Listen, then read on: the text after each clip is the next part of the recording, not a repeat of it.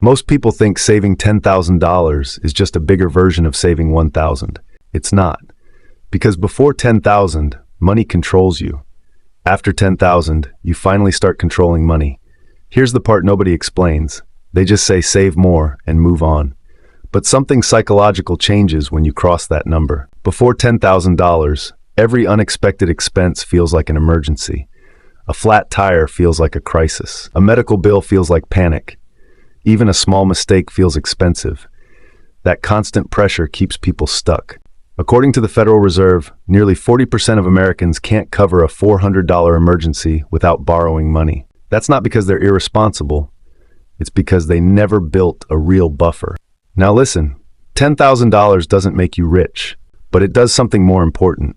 It gives you breathing room. Once you have 10,000 saved, you stop making decisions out of fear. You stop asking, what if something goes wrong? And you start asking, what's the smartest move here? This is where things shift.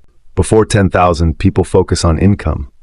After 10,000, people start thinking in systems. You realize money isn't just something you earn, it's something you organize. Here's what most people don't realize. $10,000 is the first time money starts working emotionally for you instead of against you. Your stress drops, your sleep improves, your confidence rises. Not because 10,000 is a lot, but because it removes uncertainty. Think of it like oxygen. You don't notice it until it's gone. That's how emergency savings work. Now you might be thinking, 10,000 isn't enough to change my life, and you're right. It won't change your lifestyle, but it absolutely changes your behavior. And behavior is what determines wealth. Let's talk numbers for a moment. If you make $50,000 a year, 10,000 represents roughly 3 months of living expenses for most people. That means you're no longer one bad month away from disaster. That matters. This is also why people who hit 10,000 suddenly become better investors. Not smarter, calmer. When you're desperate, you chase quick wins. When you're stable, you think long-term. That's why people with no savings panic sell, and people with reserves buy opportunities. Now here's the trap, and this is where most people mess up. They hit 10,000 and immediately reward themselves. A new car, luxury purchases, lifestyle upgrades, and suddenly they're back at $2,000. Here's the rule nobody tells you.